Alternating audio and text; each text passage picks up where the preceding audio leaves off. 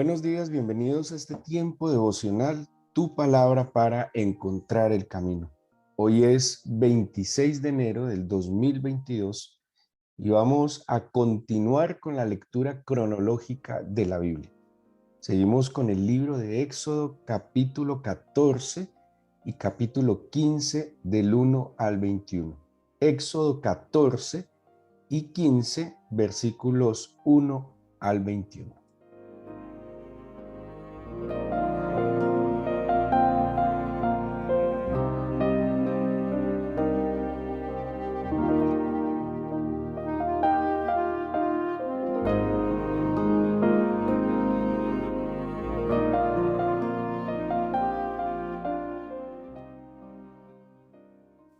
Ayer leíamos cómo el Señor, a través de las manifestaciones delante de Faraón, fue rompiendo eh, el, el corazón que seguramente se había endurecido con tantos años de esclavitud y que pues al esclavo le cuesta levantar su mirada y poder ver más allá de sus circunstancias. Y desde que empezamos a leer el libro del Éxodo, hablábamos de la libertad. ¿Sí? Si Éxodo lo pudiéramos resumir en una palabra, Éxodo es libertad. ¿Sí? Libertad de un sistema, libertad de la opresión. Y pues cuando vemos lo que vivía el pueblo de Israel en su esclavitud, había un exceso de trabajo, sin duda alguna. Había una limitación a su, digámoslo, guardando las proporciones a su libre desarrollo. Había un atentado contra la vida. Y si ustedes notaron, en ese sistema faraónico de esclavitud, había directamente un atentado contra los menores, contra los niños. Muy similar a lo que el mundo vive. El mundo de hoy, el sistema del mundo de hoy sí está acabando y destruyendo las generaciones que van a renovar, que van a relevar las actuales. Y, y cuando nosotros vamos analizando todo el proceso del Señor, primero como lo hizo con Moisés, el Señor preparó a Moisés con toda la paciencia. El Señor también a la par iba preparando a Aarón, y en todo ese proceso fue preparando un equipo de ancianos también que iban a acompañar a Moisés y a Aarón en este proceso, preparando al mismo pueblo para poder salir de la esclavitud, pero también ir aprendiendo a manejar la libertad. Precisamente, pues todo el tiempo que se terminó demorando Israel en el desierto, según el relato bíblico, aproximadamente 40 años, fue ese proceso de madurez, ¿sí? O sea, depende de nosotros, no depende del Señor. El Señor tiene un tiempo preciso, pero nosotros a veces le damos dilación a esos tiempos, y obviamente lo que era para Israel algo así como en 4 meses, ellos lo hicieron en 40 años. Llegamos al capítulo 14. El pueblo sale de Egipto apurado por los mismos egipcios. Y en el capítulo 14 ya ellos están viendo los prodigios de Dios. Uno, en que fueron librados sus hijos. Dos, en que el Señor envía una columna a guiarlos, de fuego en la noche, de nube en el día, para cubrirlos del sol. Tenía esa doble función la columna: cubrir, guardar en la noche del frío, pero también guiar. Tenía esa connotación, la presencia del Señor, guiar y proteger. Eso es lo que el Señor hace con aquellos, como dice el Salmo 91, que se acogen a su amparo, que deciden vivir bajo sus alas. Somos protegidos, somos guiados por su presencia. Eso implican la nube y el fuego, la columna de nube y la columna de fuego. En el 14, entonces, dice que el Señor le dice a Moisés que den la vuelta, acampen, que van marchando, y que estén junto al mar, porque dice que Faraón se levantará, su corazón endurecido. Pero Miremos lo que dice el versículo 5 del capítulo 14. Fue dado aviso a Faraón que el pueblo huía, y el corazón de Faraón y de sus siervos se volvió contra el pueblo y dijeron: ¿cómo hemos hecho esto de haber dejado ir a Israel para que no nos sirva? Leyendo yo este versículo, me ponía a meditar y pensaba en la actitud de Faraón y analizaba muchas veces la actitud de muchas personas. Y es que, infortunadamente, mm, con el pasar del tiempo en la sociedad, nos estamos volviendo un poco inhumanos. El ser humano, y es contradictorio, se ha vuelto un poco inhumano con el trato con sus semejantes.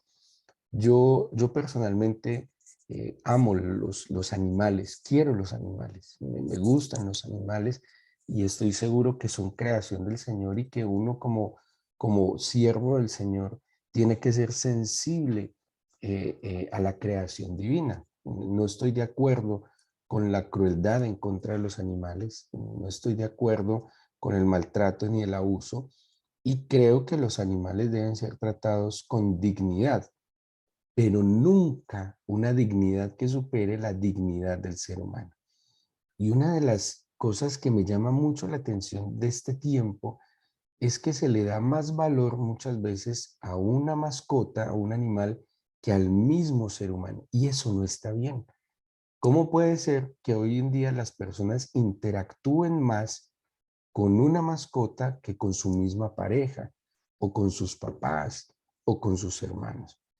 Yo debo tener un trato digno, obvio que sí, digno, respetuoso por la creación del Señor. Nunca maltratar, nunca, es más, incluso hay que tener actos de bondad con las criaturas, pero nunca puede superar el trato digno que yo le debo dar al ser humano. No puede ser que alguien se relacione mejor con los animales que con los seres humanos.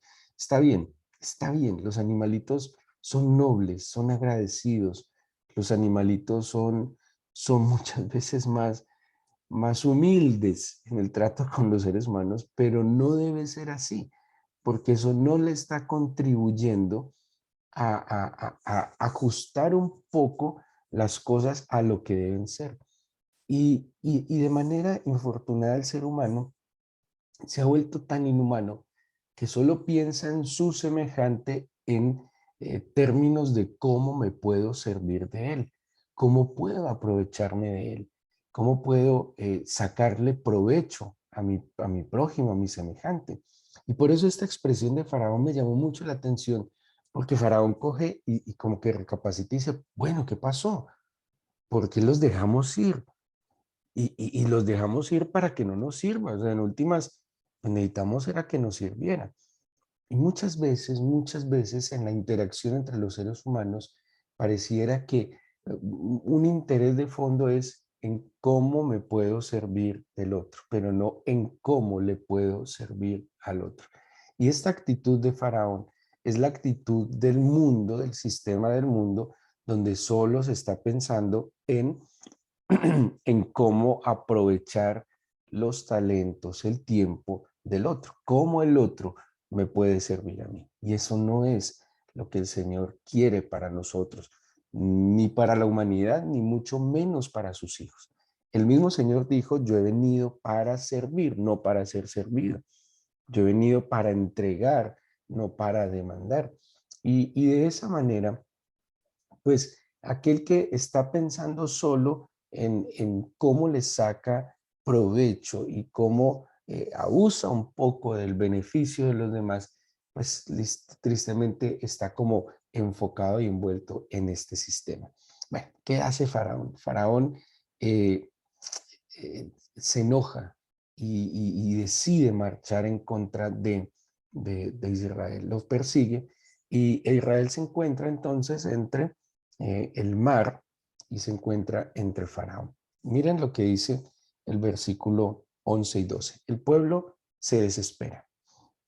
Dice: ¿no es esto lo que te hablamos? Perdón, 11. Y dijeron a Moisés: ¿no había sepulcros en Egipto que nos has sacado para que muramos en el desierto?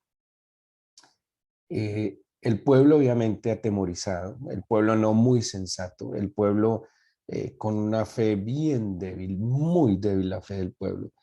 Y dice el mismo versículo 11, ¿por qué has hecho así con nosotros que nos has sacado de Egipto? ¿No es esto lo que te hablamos en Egipto diciendo, déjanos servir a los egipcios, porque mejor nos fuera servir a los egipcios que morir nosotros en el desierto? Miren, este pensamiento es el pensamiento del ser humano y tristemente a veces del cristiano, porque solo pensamos en el día de hoy. Comamos, bebamos, que mañana moriremos. Preferimos servir al mismo Satanás que morirnos de una necesidad. Hay una historia pues, del siglo primero, en un lugar en Israel, en el desierto de Judea, cerca al Mar Muerto, que se llama Masada. En Masada hubo un suicidio colectivo.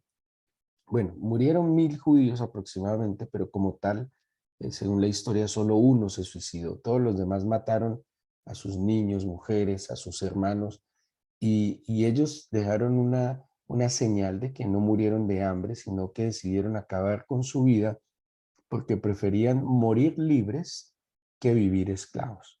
Porque ellos sabían que los romanos llegarían a abusar de sus hijas, a abusar de sus esposas, a esclavizar a sus hijos y seguramente a dejar a los hombres, a acabar con los hombres.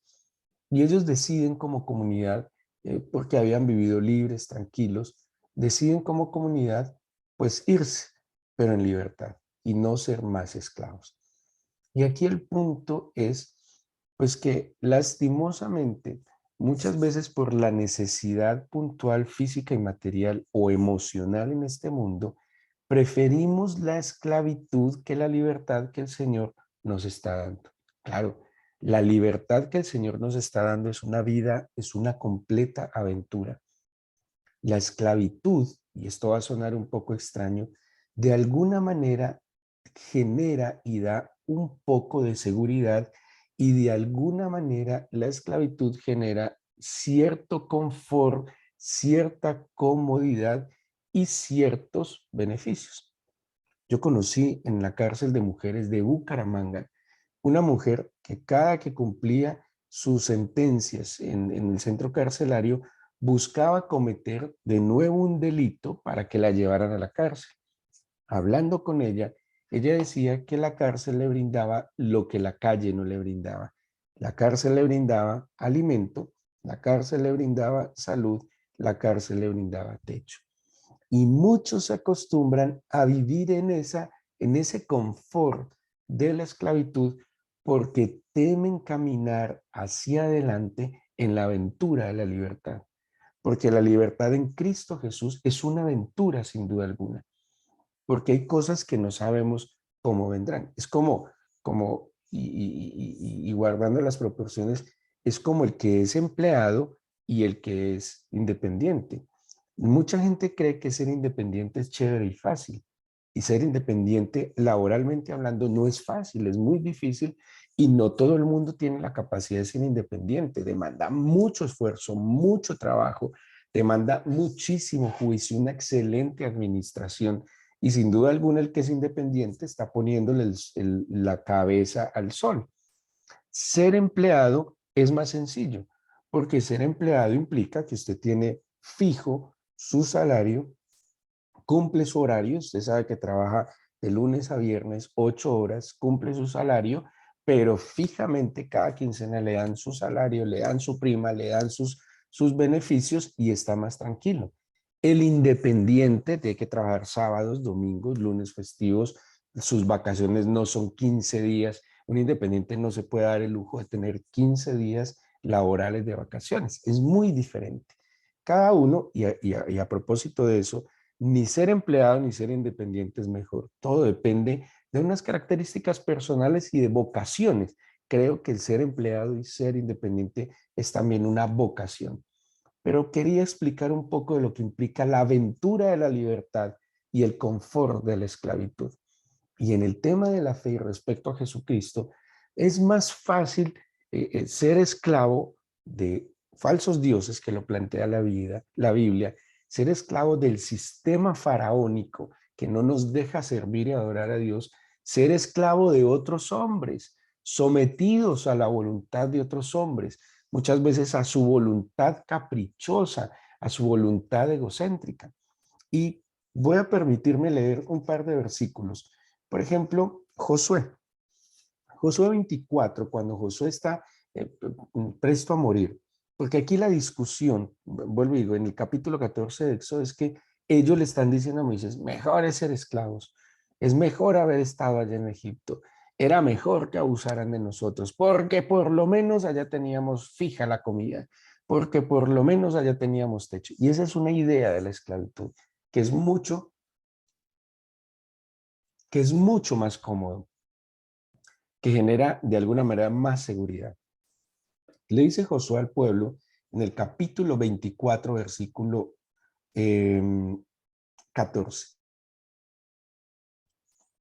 Y dice de la siguiente manera: ahora pues temed al Señor y servidle con integridad y en verdad.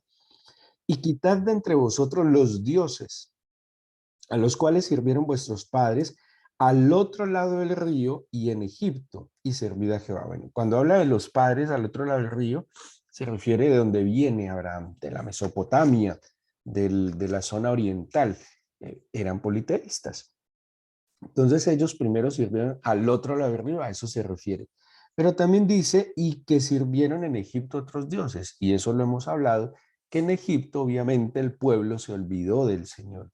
Y es más, a través del desierto, yendo hacia la tierra de Canaán, los israelitas seguían adorando a otros dioses. Eso está claramente en el Antiguo Testamento.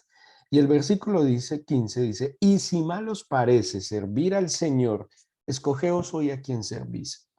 Si a los dioses a quienes sirvieron vuestros padres, cuando estuvieron al otro lado del río, o a los dioses de los amorreos en cuya tierra habitáis, pero yo y mi casa serviremos al Señor. ¿Sí? Josué toma una decisión de servir al Señor, y servir al Señor es una aventura en la libertad, porque lo que es fijo en servir al Señor en la libertad es que Él está con nosotros. Lo otro no es fijo, lo otro es una aventura, y es una locura saber que el Señor es mi columna de fuego y de nube, que el Señor es mi proveedor, que el Señor es mi maná, que el Señor es el que cada mañana envía su porción, que el Señor es el que me protege, me suple, me provee. Es una aventura extraordinaria. Saber, esperar y confiar que todo es de Él, por Él y para Él. Que así es. Así está en el confort de la esclavitud, o así está en la aventura de la libertad. El Señor es el todo por todo y para todos. Aconseja Pablo en Romanos capítulo 6, en la epístola que escribe San Pablo a los romanos en el capítulo 6, y dice lo siguiente. Romanos capítulo 6, versículo 16, y dice de la siguiente manera: ¿no sabéis que si os sometéis a alguien como esclavos para obedecerle, sois esclavos de aquel a quien obedecéis, sea del pecado para muerte o sea de la obediencia para justicia? ¿Qué está diciendo Pablo aquí? Que yo a quien le obedezco, soy esclavo de él. ¿A quién le obedezco? ¿A quién me le sujeto? ¿A quién me someto? ¿A quién someto mi voluntad? ¿Quién es el que determina mis decisiones? ¿Quién es el que determina mis pasos? Tenaz lo que dice Pablo. Bueno, él termina hablando del contexto del pecado, pero es cierto. ¿Qué querían los israelitas? Volver a Egipto, volver a Faraón, porque creían que era mucho más seguro ser esclavo que ser libre. 1 Corintios 7:23 dice, 1 Corintios 7:23 dice, por precio fuisteis comprados, no os hagáis esclavos de los hombres. Impresionante. O sea, si yo soy libre por Cristo Jesús, ¿por qué decido esclavizarme sin necesidad? Y a veces como que el ser humano le cuesta la libertad, como que se siente incómodo libre. Es como el que se acostumbra a las deudas. Cuando no tiene deudas se siente incómodo y se inventa deudas. A paz y a libertad nos llama el Señor. Y nosotros a veces voluntariamente, buscando suplir necesidades de manera equivocada, nos esclavizamos a los hombres. Y el Señor entonces, a través de Moisés y lo que veíamos en Josué, pues quiere llevarnos a la aventura de la libertad. ¿Qué pasó aquella noche en Éxodo 14? Pues llegó muy cerca Faraón con todos sus hombres, con todo su ejército. Y el Señor puso entre ellos y el pueblo de Israel como una nube, como una neblina que estuvo toda aquella noche entre ellos. El versículo 20 dice, iba entre el campamento de los egipcios y el campamento de Israel, y era nube y tinieblas para ellos, y alumbraba a Israel de noche, y en toda aquella noche nunca se acercaron los unos a los otros. Impresionante.